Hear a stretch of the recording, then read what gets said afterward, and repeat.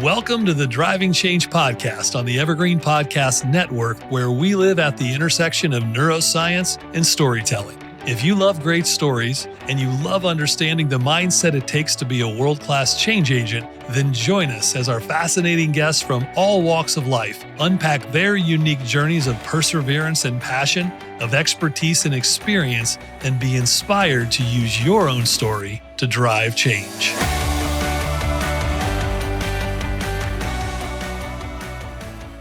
Welcome back to Drive and Change. I'm your host, Jeff Bloomfield. We're always on the lookout for guests who challenge our status quo, make us think differently, and have conventional wisdom on things that maybe we hadn't considered. And today's guest definitely does just that. But first, a shout out to our season sponsor for Drive and Change, Brain Trust. They're your partner in helping leaders unlock sales performance and company culture through neuroscience and behavioral psychology. Check them out at braintrustgrowth.com. Now, our guest today is someone who spent his career rethinking how organizations work. More importantly, how they thrive.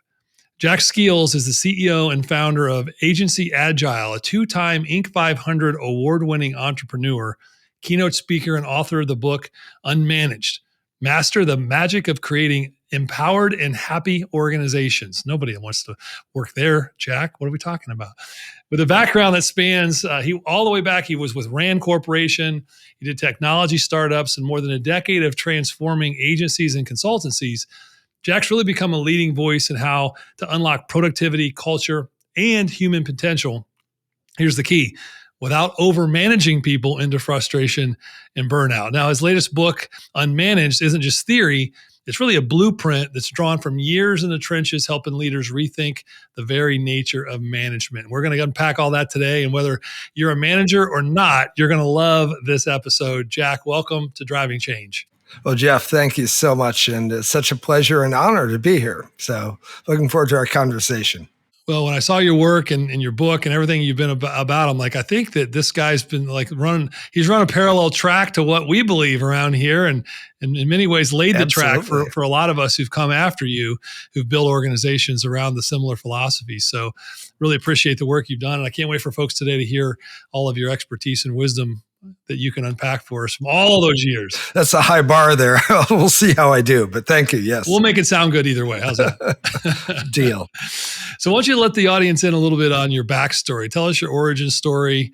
Where did little Jack grow up? Who are your early influences? Your value set? Where did that all come from?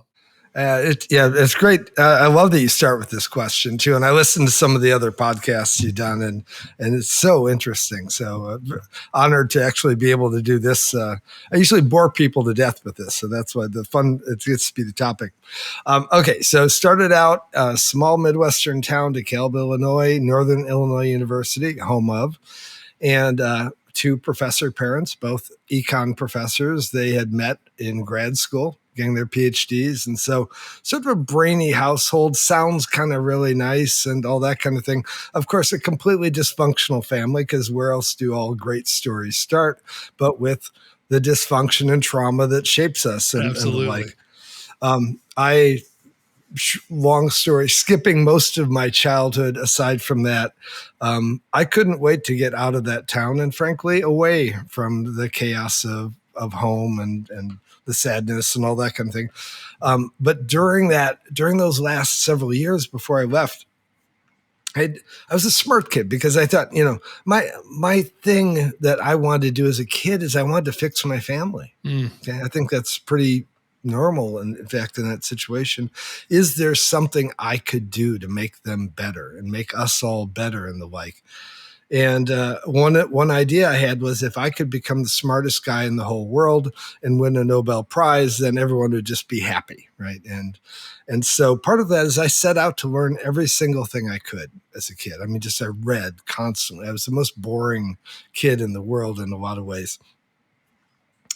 I ended up in computer science classes in 1969 because I'd maxed out math in the school that I was in and everything like that. And I eventually ended up in computer science and robotics in undergrad and graduated with a robotics degree in 1981. And I mean, it was rare to have someone who knew about robotics, factory automation, industrial engineering, all that kind of thing. Quickly made my way out to California. And I was sort of a guru when I landed in the aerospace industry, and they were like, wow, how do you know so much and everything? And very quickly, an interesting thing happened. I love being a programmer, by the way. I loved all computer stuff. But very quickly, they wanted to make me a manager. And I thought, ooh, manager. I hate all managers do is get in my way. And part of this was because all the stuff that I knew was so new.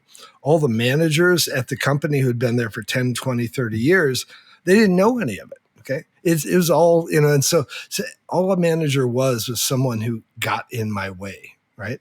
And they offered me a job to be a manager. And I'm like, why would I want to get in people's way and be that horrible person, right? You thought it was part of the job description, right? Yeah, exactly. And they replied very convincingly. They said, well, you get paid 40% more and you can go home at 4:00 every day. I thought, oh, that's pretty cool. I thought, what if I could be a manager who didn't get in everybody's way? And just because I called myself a lazy manager for a lot of years, I was like, you want to know how the team's doing? Let me go ask them. Okay.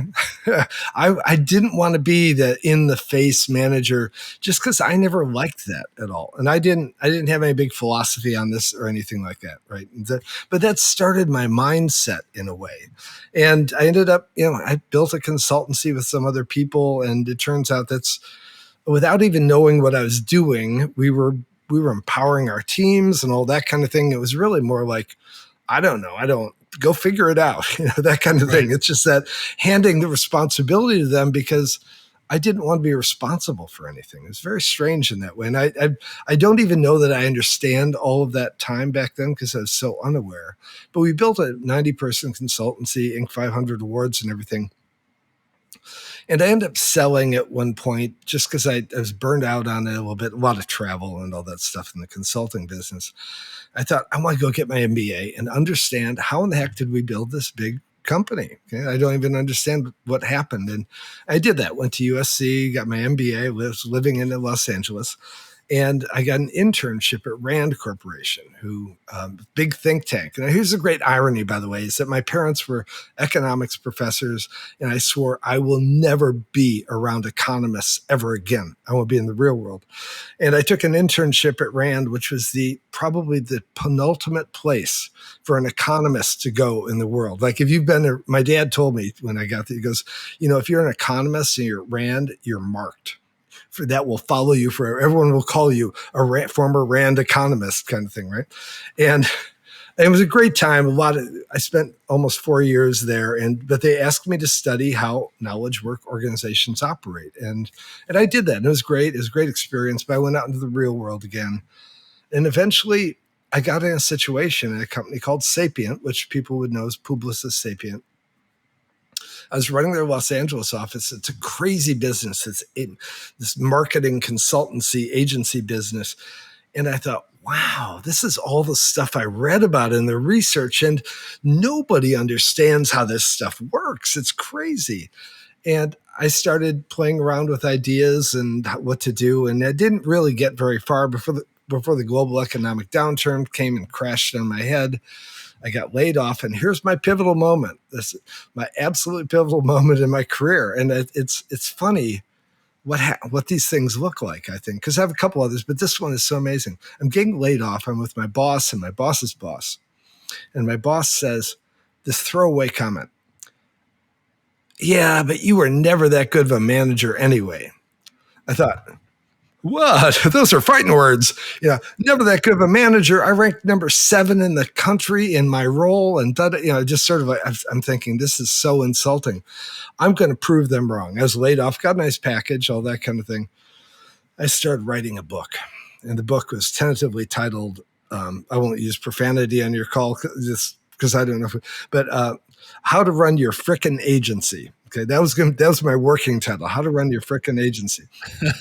And I did all the research because I knew how to do research, right? I've been at Rand. And I already knew some of it, but I did all the other stuff. I mapped out exactly what a manager should be doing, about to write the book. And I thought, and I've never done it. I was never one of those managers. I did some things right accidentally, but I can't write a book telling people how to manage if I've never managed that way. It just felt inauthentic to me. So I thought, I'm going to have to go prove it. And that started the journey on Agency Agile. And 170 companies later, I said, I think it works. It does. Right. I mean, I was the hardest person to convince in the whole world that my ideas were working. And wrote the book and the like, and we've had some great success with the book in terms of five awards and the like. I didn't even believe it when that happened. Now, I think the thing, back to your question, that sort of the origin stories, all of this was organized around that first feeling on my part, which is, isn't there a better way for us to be together, to work together? And I can see that's a through line in my whole career right there. Okay. That's what I've been about. And not that I was conscious of that for a lot of the time, but really the idea, we probably don't spend enough time thinking about how we are together versus what we are doing, kind of thing. And that's really been my, in a sense, I'm very happy about that. My life mission to actually help people think about that. Right. Such a good concept. And I think about how many folks right now are probably thinking to themselves, well, yeah, I came from a dysfunctional family. Has that put me on a path to where I want to make everything less dysfunctional in my life? But it unconsciously had kind of molded you into all these different groups. And it started off as a family group, but all these different groups are all dysfunctional at all different levels, inside of organizations or outside of organizations. But anytime there's two or more people gathered together, there's probably some degree of dysfunction from the junk in the brain trunk we all drag to those relationships, right? Yeah, yeah. And then now you put a manager in charge of a group of people that's supposed to make it more functional than dysfunctional. Well, they have no idea what they're doing. Yeah. So they're only doing what they've probably seen done or what they think is expected of them to do. And then the dysfunction keeps perpetuating itself. So let's jump into some of your concepts. I think those are really interesting to me. I like to start with what you call the manager tax. What is that, and what's it cost organizations, and why do so many of us miss it? Yeah, this goes back to that first time when I was getting promoted to be a manager. Is that in a way, I thought, why would I want to? I didn't use the word then, but why would I want to tax people? Why would I want to be a tax to people? Right? So that's the impediment. I want to be I want to be out of their way, so they can be really productive. And it turns out when you dig into the research, as I had to a couple times, there's extensive research on this basic idea: the more you manage, the less productive the organization is. Okay, managing is inversely proportional to productivity. So the managerial intensity, how many managers we have, how much they manage, and we do this exercise too, by the way. It's a fun part of the book. And we had it happen one time with an agency we have the leadership team, all the managers. It was probably 20 of them or something like that, 45-person agency. We had them in this 2-day workshop. And part of the workshop was to talk about the manager tax, so they become aware of the fact that every time I do a managerial action, I may be subtracting from productivity, right? And I point out at the end of the exercise, at the end of the first day, I say, and by the way, you guys have been away from all the people doing work all day, okay? And essentially, if what I'm saying is true, they have been more productive today with you not around. And so it turns out, unbeknownst to me, they had a happy hour planned. I wasn't invited, but a company happy hour. And so all the managers went to that and asked people, how productive were you today? And everyone uniformly was like, we were so productive today. We got so much stuff done. And it's just this intense visualization of the fact that the way that we manage, the intensity with which we manage, the style, all kinds of dimensions creates a tax on the organization. And nobody sees it. And that's the reason I brought up. Every manager thinks if I'm managing, I'm making us more productive. And it's generally not true. Well, say that phrase again at the beginning. It has a direct proportional decrease on productivity. Say it the way you said it. I missed it. So the intensity of managing, so managerial activity, how many managers, how actively they're managing people, and how much conflict there is between the managers. So that's managerial intensity. The higher the managerial intensity, the lower the intrinsic productivity of the organization. So there's a complete direct correlation between. Yeah. Now, again, most people listening are nodding their heads going, well, yeah, of course, we all know that. We all feel that. But you bring up a great point is we don't see it. It's funny because everyone knows meetings suck, right? Okay. Right. Meetings destroy productivity, but no one stops to think, well, where do those meetings come from? They're generally called by managers, right? They're generally created to do managing. Okay. And so then the question is that essentially it's somehow managers are, there's no, for example, I'll just give a real illustration. I'm a manager. I can call 7 meetings a week. Okay. 5 people in the meeting times 7.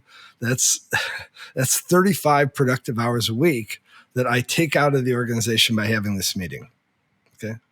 How do I get penalized? No, I don't get penalized at all. Who pays for this?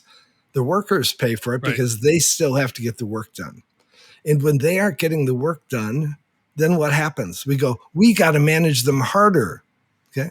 I'm going to call another meeting to find out why people aren't getting work done. Right. I'm sitting here now, I'm sitting here starting to think of, I'm trying not to calculate the damage I do on a week-to-week basis around my organization. That's what's happening right now, Jack. Thank you. I hope no one on my team's listening to this. So where is then, if I'm thinking along with the leaders and managers that are out there listening, where's the line between, I'm friends with Ken Blanchard, and he has a situational leadership model on, directive leadership for employees that are newer versus get all the way to, D1 to S3. Where's that line between a manager who's good at giving direction and leading, because there's a very big difference between leading and managing. Where's that line between direction and leading with autonomy and empowerment? Where is that? What's your philosophy on that? Well, so in general, what the workplace looks like now is it looks like groups of workers that have to work together in a ad hoc way. Okay. There aren't assembly lines anymore, except where there are just plain old assembly lines. Otherwise, it's like, hey, we got 5 people who've got to work together on something and figure it out, right? A 5-person team can self-manage. Okay, it doesn't actually need any managers if 2 things happen. One is we need to get them aligned. They need to understand what it is that they need to do. And how we get people aligned is actually way trickier than we think it is. Okay. This idea of me transferring information to you by telling you is actually quite flawed. The idea of me telling you by giving you a document is quite flawed. Okay. Or by showing you a PowerPoint slide or whatever, right? The best way for you to learn something from me is for you to pull it out of me. So the style of interaction that managers need to have is actually more Socratic, if you will. And in fact, we teach this and it works amazingly well. It drops error rates, it boosts productivity. For example, I'd say, hey guys, you're part of my 5-person team. I say, we've got a new project you guys need to work on. What do you want to know? And I just sit and I wait and I answer questions, but only I let them decide how to unpack the project. It's called unfolding, how they unfold the project and gain a group understanding of it. And eventually they start asking me tactical questions like, when do we have to have it done? What do we have for other resources? All that. They'll do all the managing for it. Okay. And my job is to actually just be the information and the frame, if you will. I think some of the words you just used around sort of leadership is, what is the frame we have to operate in? What is it that we have to get done? What does it look like when it's done? When does it have to be done by? But let them take ownership of all the other pieces of it. So you do, though, think there's some degree of framing that has to be done on deadlines or things like that if it's critical, but you wouldn't even give that out. You would make them almost want to draw that out of you as well. I think it's easier for people to understand something before they know the deadline, actually, to be quite frank, right? Okay. They will, if you focus on deadlines, then they will focus on deadlines. Yeah. I would rather, So there's a model we use called ACE, authority, control, and empowerment. Okay. Authority is the factual information about the work. Okay. Like you said, deadline, what does done look like? That kind of thing. Who's the client? Who's the authority? That kind of thing. So authority. Empowerment is actually hey, what do you need to get this done? Okay. Or what do you need to know about it? Right. And so that's one is, as a manager, I need to be an authority, the factual information. I need to empower them to get it done. What we do is we give the team the control function. They get to decide how they want to think about it, how they individually think about it, how they think about it as a group, and they'll do it. We do it as human beings. This is what we've been doing for 50,000 years. I mean, this is how we killed the woolly mammoths and stuff like that. Okay. A group of us got together and said, okay, we need woolly mammoth for dinner tonight. Okay. How are we going to do it? Right. They didn't have a manager, right? They had Right. a group of people that just figured it out. Right. And so that's what we want to do, is enable that inner problem solver inside of our people. So I just wrote that down, and I bet you that you're going to say, because I can sense the tension in this ACE model, is that control word. Because Yeah. managers have traditionally felt like they're supposed to be the ones maintaining control because it comes out of authority. And you're Yeah. saying, no, Yeah. you flip this thing on its head and say, no, if the team wants to be empowered, and we know the most productivity comes out of empowerment, we need to give the empowered people the control. And the Yep. authority person is the guide. Is that Yep. right? Yeah. In fact, there's what's his name's book? Leaders Eat Last. There's a Oh, great cynic. quote. Yeah. Simon Sinek's book. He said, no one ever manages their way out of a crisis. Okay. And this is his pitch for leadership. Okay. Leading is the act of authority and empowerment. Okay. Hey, we need to go over there. Okay. That's where we need to get to. I'd like to get there by Friday. Okay. And what do you guys need to do to get there? Yeah. Okay, that's it. I think leadership and management, they do often get conflated or confused together, right? But I think that's the distinction there, is that what we call managing today is usually over controlling, and the correct term, I think, is leadership, right? We want to lead a bunch of people so they can self-manage. Right? Yeah, I joke sometimes when I give keynotes and talks to leadership groups. I'll say, how many of you out there have ever heard anyone on your team or in the company say they don't like to be, or they're tired of being micromanaged? And everyone raises their hand. And then I'll say, well, how many times have you ever heard someone say that they are tired of being micro coached? That's good. I like that. They look at me funny and they're like, what are you talking about? I'm like, because you've never heard that expression, have you? Like, no. Like, well, why? Because Totally. coaching shifts. That's beautiful. It's about the other person and the empowerment piece, and you're making them be successful. And I think that's what you're all about. It sounds like it's that idea of empowering the people, transferring control. And I really love this idea of the Socratic method of painting the picture, cast the vision, and let them interrogate the leader into what they need to know to get there. Right? That's such a refreshing. It's not a new thing. It's just that you feel like you probably been shouting from the mountaintop for 30 years on this same concept that people still aren't doing. Yeah. It's actually a Japanese technique called B-A. And a great researcher named Nonaka, a Japanese guy, has written a lot of stuff on how Japanese companies do it and everything. But it's part of the Japanese business culture to essentially invite people into a common understanding of things. Yeah. And it again feels kind of Japanese. I do want to throw another thing in there, which is very interesting. So the question is, why do we become micromanagers? Okay. Why do we get into that over control mode? And I think one of the challenges is that we use hierarchy for so many things. And you're familiar with this, I'm sure. We use it to promote people, right? And so we're taking our specialists, what we call a deep specialist, by the way, the best specialist in the department, and we're promoting them, okay? And the skills that they needed to get to that promotion, okay, is asserting a lot of control over their work and everything, right? And others. Right. And in fact, there are probably some other behaviors hidden behind inside of that person, with being dismissive of other people's work, right? That kind of thing, because it's a winner take all game, right? Okay. And then all of a sudden we ask them to flip and not assert any control at all, when everything they did to get to that spot was control oriented. That's so good and so convicting on so many levels, right?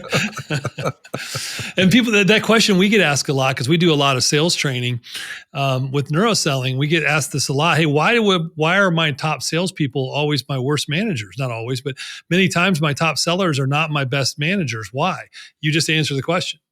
Yeah, there's actually solid research that you want to take the best generalist in a department and make them a manager, and they will tend to undermanage, which is exactly what we want anyways, right? Yeah. Yeah, that's fantastic.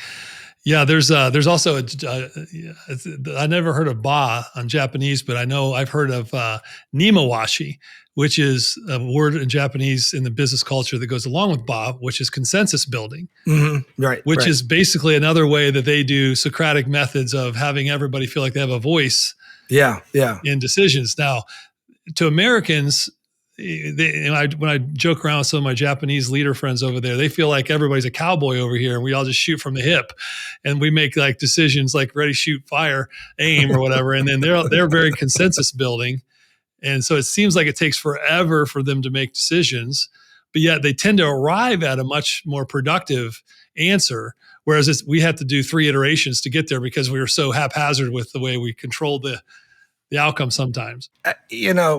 Yeah, I don't know that there's a right or wrong or anything like that, but I think certainly we could move more towards the middle. Yeah, right. I think that's right. I don't mind a team trying and failing and trying again. I mean that's all good. I was going to say, well, in that moment, then, or in those moments, where are those moments? I know you identify, I think, 4 in your book where managers should step in. Where are those places? Yeah, so we use a simple model, and it's why, what, go, and grow. Okay. And the why is the background behind the project. And the what is actually sort of what do we need to do? What does done look like? What are the requirements? All that kind of thing.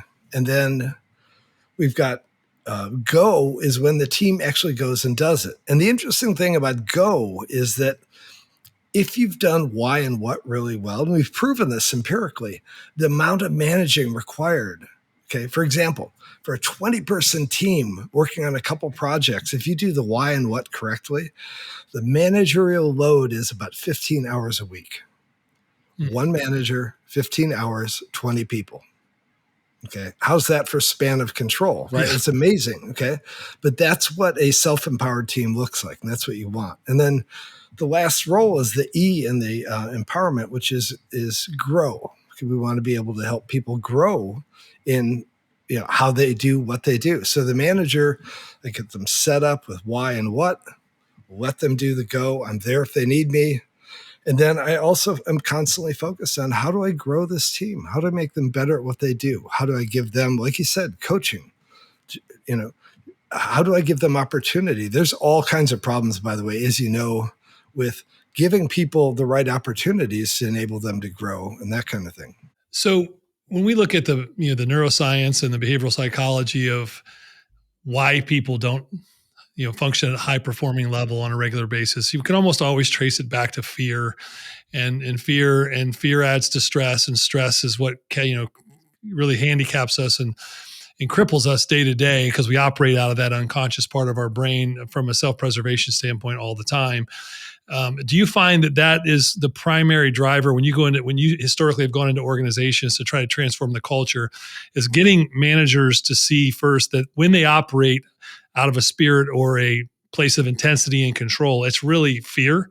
It's rooted in their own fear. Like, how do you help them start to self-identify why their behaviors are what they are in order to change that behavior? Yeah, it's interesting. That's an awesome question, actually.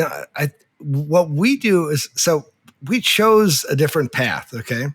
And it goes back to my origin story as well, which is I thought if only we can just stifle the managers a bit, okay, and make sure that everyone is participating, let's see what happens. Let's see if the room goes up, okay?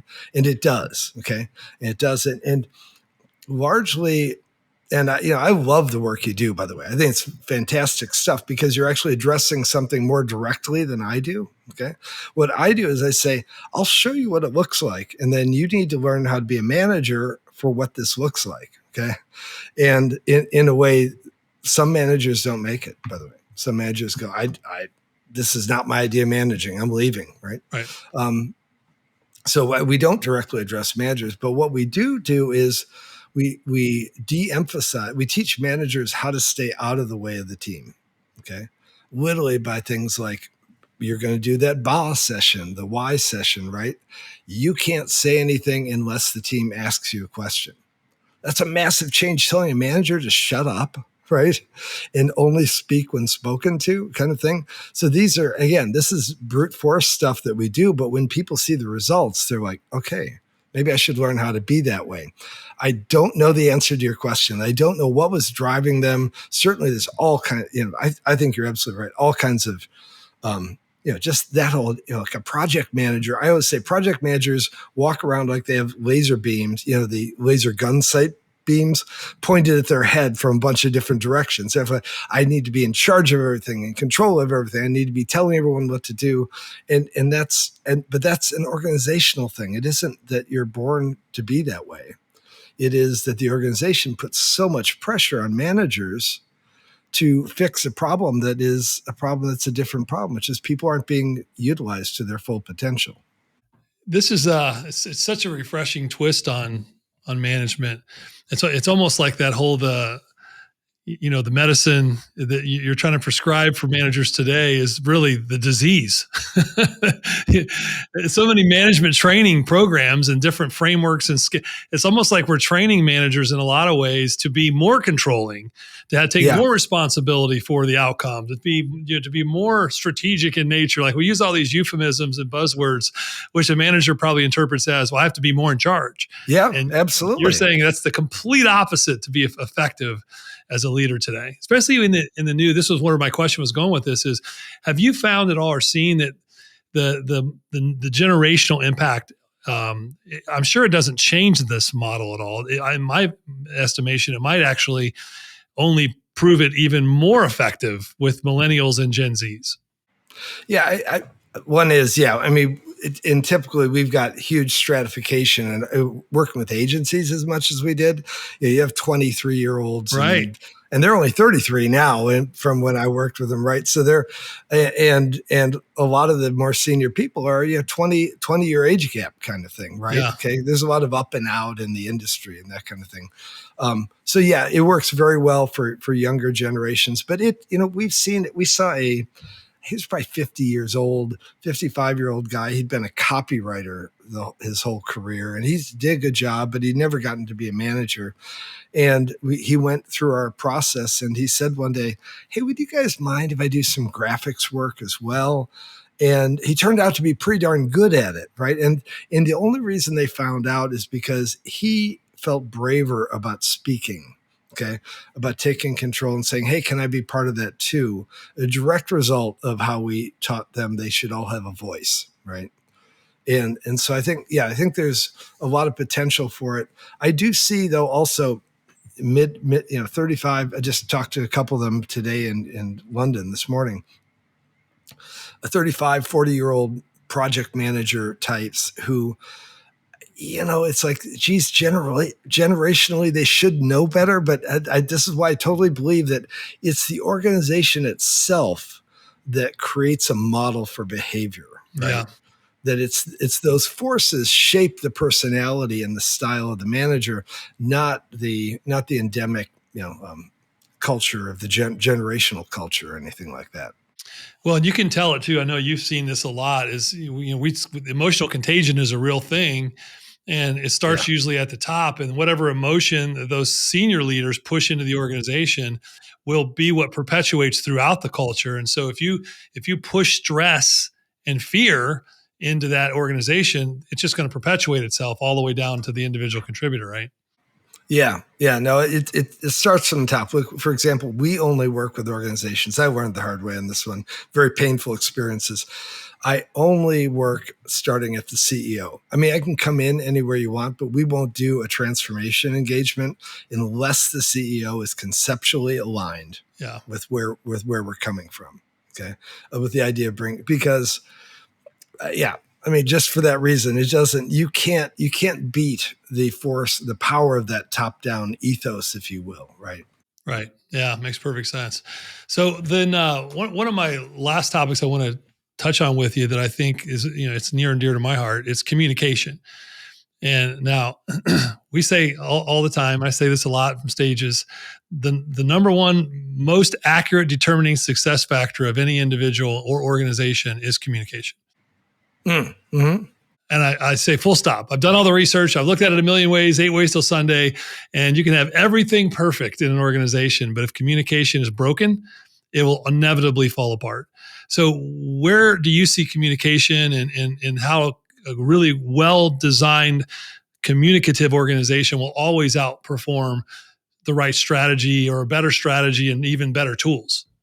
Yeah, yeah. Well, first of all, I can tell you, I agree with you 1,000%. You probably figured that one out already. But our single most valuable training is the why what trainings, okay? Because they fix the faulty communication about what it is we're supposed to be doing and why we're doing it, right? And the multiplier on that is so profound, right? In other words, if I've got a team of 20 people trying to do something and only 4 of them really understand it, I've got 16 people that are confused and working cross purposes, and the productivity drop in that is so massive, right? So fixing communication problems, absolutely the critical first move in any really shift in the way, in my world, shift in the way we manage. I think that the thing that's most valuable for people when we teach it is we teach a model of understanding different communication modes work better for different types of information and the like. Okay, and that essentially there's a velocity problem. Okay, is that if I understand something, I can explain it to you faster than you can understand it. Okay, and so we teach people a lot of times how to go what we call go no faster than the slowest. Okay. The idea is I want everyone to come along on this journey. And by the way, one of my favorite books, Goldrat's The Goal, right? Yeah. He has the metaphor in there of like, you want everyone to finish the hike at the same time, put the slowest person in front, right? That's a Navy SEAL training technique. It's like there's a million examples of that, right? Yeah. Slow is smooth, smooth is fast, yeah, all that kind of thing. And so that's why we teach people how to drive communication that way, right? Which is if we don't all understand, we're not done yet. So you said this again. I wrote this quote down. I missed the last one, and you came back. I made you repeat it. But if I understand something, I can explain it far faster than you can understand it. Yeah. Or than you can conceptualize it. I think that's such a powerful. I wanted to pause and underscore it and underline it for managers out there, because you're usually 5 or 6 or 7 steps ahead of people by the time you bring an idea to the table. You've thought about it in the shower for 3 days. You've thought about it on your podcast, or when you listen to a podcast while you're jogging. Like, you've had a million times of different various places to process it, and you are the expert in it. So then you go explain it with a lot of energy and passion, and I'm hearing it for the first time. And then add into it that the other 4 of my team members all have very different processing speeds, personality types, styles, and understanding. You said it once, you think we all get it. Yep, exactly. Yeah. The speed of knowing is far faster than the speed of understanding. Absolutely. I might be guilty of that. I'm going to confess. I might be guilty of that. It's soul crushing. It is the stuff I've learned and taught is soul crushing, because half the time I think, oh, I watched someone do something. I'm like, I did that for so many years. How many? If there's a purgatory for bad managing, I will be there. I'll be at the gate greeting the rest of you when you come in. Okay, but I'm doing my penance now by trying to right some of those wrongs. Absolutely. You're fixing it up. You're karmically fixing leaders around the world. I love it. That's why I say a lot of times the master cobbler's kids have no shoes. My kids are running around with bare feet. I'm talking about communication expertise all the time. So looking ahead, Jack, you've done so much over the course of your career, and you've helped so many managers and leaders and organizations. What's next for you? And then how do you see your philosophy starting to reshape? You're one of those guys, you're never going to retire, just going to keep rewiring. I know that about you. So what's next? What's on the horizon? Well, like for everyone, AI is. And the funny thing is I'm the luckiest son of a gun in the world. Okay. I'll tell you why. is everyone's trying to implement AI now, and there's such a huge failure rate. In other words, the promise is never not being realized. And it turns out the research the last couple of years is really interesting, which is forming pods to actually implement AI, small groups, 10, 15, 20 people, works astoundingly better than actually trying to do top-down initiatives with AI kind of thing. And that's what we've been teaching agencies and other organizations to do for 15 years now, is how to form pods and how to run those as self-managed teams and the like. And we just ran an experiment with an agency in London, the folks I was talking to today, with a big automotive client, and they were able to, using an AI platform and a pod team, get the numbers that they're supposed to get, right? They cut the campaign development time in half, from 12 months to 6 months, and they decreased labor by like 30, 40% or something like that. Okay. But that was not by telling them what to do, but giving them the frame. See if you can cut time and labor, and here are the AI tools, and what do you need to know? That whole thing, the why, what, go, grow, and they killed it. And so I'm very excited about the idea of getting this idea of structure first AI. Use the right structure, then do AI kind of thing. So AI can still be a great amplifier, it sounds like, in your models. In fact, it's already proven to be true if you don't get overwhelmed with the institutional implementation of AI, right? Yeah, exactly. Yeah, and I think that's essentially the idea is something like this, that the AI will transform your business, but your business, unless you lubricate it to be transformed, okay, will be an impediment to AI transforming your business. Yeah. Okay. Your business is rigid. Everybody's business is, and it should be, right? Yep. You've got a way of working, and that's its rigidity. And you need to find a way to loosen that rigidity to get AI to actually seep in and work really well. Yeah, it's fascinating to sit back and watch AI, and then trying to implement it ourselves, and then for our clients and different things. It's just it's certainly a fascinating time to be alive and to be a business owner today. I can't even, in your work, I think it's so fascinating, the idea. I was reading a book by John Gottman on relationships, and Yeah. he's the relationship doctor Yep. guy. And they use an AI now to track couples interactions, right? Yep. And I was thinking, what if we had this watching managers in action? Maybe someone's doing it already, but I think when I thought of you, I thought, this is interesting. You want to talk about cognitive models and that kind of thing, and behavioral models. Having AIs be coaches to managers in that way, that's going to be weird, but cool. So that's going to be a fascinating, because so we've built now two separate models, one for customer interaction observations for sellers, and one for manager observations for managers. Now you can either upload a recorded Zoom call, like you and I had a manager meeting, and I can upload it, and it'll tell you, based on our neurocoaching philosophy, how well you did relative to these things. So for even like for your model to be able to build that and give managers a tool to be able to say, hey, just plug that. You did it on Zoom. Just plug the Zoom into your brain trust coach and see how well you think you did relative to our framework. It's coming, and we're using it already, and it's evolving. The thing that's interesting about it, Jack, you might really appreciate this, not to go on a tangent. We're finding two things to be interesting. One, salespeople actually like it better than to be coached by their own manager, because they don't feel as threatened. Totally. Yeah, totally. For all the reasons we talked about. Yes. Right? And managers the same way. Like, they feel like it's a safe place for them to realize they could do something better without being judged by somebody who has punitive control over them. Exactly. I totally agree. So it's a fun time to be alive, for sure. I do want to talk to you more about that tool and see maybe there's something we can do together. Yeah, we should absolutely talk through that. Where can our listeners learn more about you and your organization and get your book? And where can we find all that information? Okay, I'll go. Thank you for asking. And the book on Amazon.com, 5 stars, still, knock on wood. I think we have the ebook on sale, in fact, and the like. So that's the easiest place. That's the only place people buy books. It's a bunch of other places, but you don't buy books there. So go to Amazon. Right. And then, so we just rebranded actually to bettercompany.co. This is part of our shift to the more AI pod sort of thing, but you can also get to us through agencyagile.com. The best way to find us, though, is go find me. I'm on LinkedIn. I publish a lot of stuff. I've got a lot of thinking there and on our websites. So would love to connect with you, anyone in the audience, and I love great conversations like this. So happy to chat with anyone as well. I feel like I got like a free coaching session out of you today, Jack, personally. So, well, likewise, I learned stuff here as well. Very, very nice, Jeff. So for those listening, it's Jack Skeels, Skeels. Go look him up on LinkedIn, connect with him. Go to Agency Agile. You can agencyagile.com, you said, right? Correct. Yeah. And then the book is called Unmanaged, Master the Magic of Creating Empowered and Happy Organizations. You can find it on Amazon. And we used to say, or a book retailer near you, but as you said, nobody buys anything but on Amazon. So just go order it on Amazon.